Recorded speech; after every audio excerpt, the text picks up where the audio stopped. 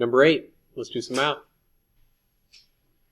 A gardener wants to brace the gate below by adding a diagonal piece of wood between the two horizontal pieces of wood as shown. How long should the diagonal piece of wood be to keep the fence straight round to the nearest tenth and show your work?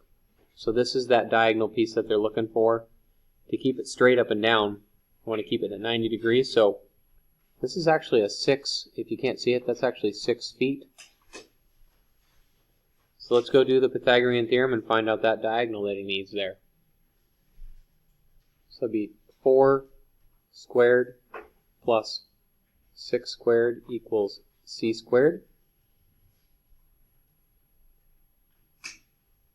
So that's 16 plus 36 equals c squared. We'll add those together. That'll be 52. So let's take the square root.